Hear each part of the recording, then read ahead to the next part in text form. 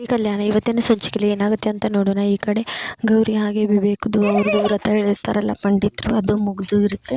ಆನಂತರ ಮಾರನೇ ದಿನ ಬೆಳಗ್ಗೆ ಎದ್ಬಿಟ್ಟು ಅವರು ಇಬ್ಬರು ಸೇರಿಬಿಟ್ಟು ಸ್ನಾನ ಮಾಡಬೇಕಾಗಿರುತ್ತೆ. ಅದೇ ರೀತಿ ವಿವೇಕ್ ಗೌರಿಗೆ, ಗೌರಿ ವಿವೇಕ್ಗೆ ತಲೆ ಮೇಲೆ ನೀರು ಹಾಕಿಬಿಟ್ಟು ಸ್ನಾನ ಮಾಡಬೇಕು. ಈ ರೀತಿ ಮಾಡಿದ್ರೆ ವ್ರತ ಕಂಪ್ಲೀಟ್ ಆಗುತ್ತೆ ಅಂತ ಸ್ವಾಮಿಗಳು ಹೇಳಿರ್ತಾರೆ. ಅದೇ ರೀತಿ ಮಾಡ್ತಿರ್ತಾರೆ.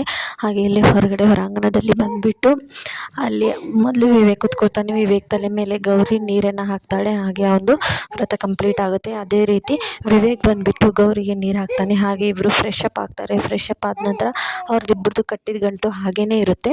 ಆನಂತರ ಏನಾಗುತ್ತೆ ಅಂತ ಅಂದರೆ ಅಜ್ಜಿ ಹಾಗೆ ತಾತ ಹೇಳ್ತಾರೆ, ಗೌರಿ ನೀನು ಈ ಮನೆ ಸೊಸೆ ಅಂತ ಅಧಿಕೃತವಾಗಿ ಎಲ್ಲರಿಗೂ ಗೊತ್ತಾಯ್ತಮ್ಮ. ಈಗ ನೀನು ಮನೆ ದೀಪ ಹಚ್ಚಿಬಿಟ್ಟು ಎಲ್ರಿಗೂ ಸಿಹಿ ಏನಾದರೂ ಮಾಡಿ ಎಲ್ರಿಗೂ ಪ್ರಸಾದ ಕೊಡಬೇಕಮ್ಮ ಅಂತ ಹೇಳ್ತಾರೆ. ಅದಕ್ಕೆ ಗೌರಿ ಹ್ಞೂ ತಾತ ಅಜ್ಜಿ ಅಂತ ಹೇಳಿಬಿಟ್ಟು ಅವಳು ದೀಪ ಹಚ್ಚೋಕ್ಕೆ ಅಂತ ಹೋಗ್ತಾಳೆ. ಆಗ ಸರಿತಾ ಹೇಳ್ತಾಳೆ, ಈ ದೀಪ ಹಚ್ಬೇಕಾದ ಕೆಲಸ ನಂದು, ಅವಳಿಗೆ ಕೇಳ್ತಿದ್ದೀರಾ ನೀವು ಅಂತ ಸರಿತಾ ಹೇಳ್ತಾಳೆ. ಅದಕ್ಕೆ ಅವರು ಇಲ್ಲ, ಈಗ ನಿನ್ನ ಕೆಲಸ ಮುಗೀತು, ಈಗ ಇವಳ ಕೆಲಸ ಇವಳೇ ಮಾಡಬೇಕು ಅಂತ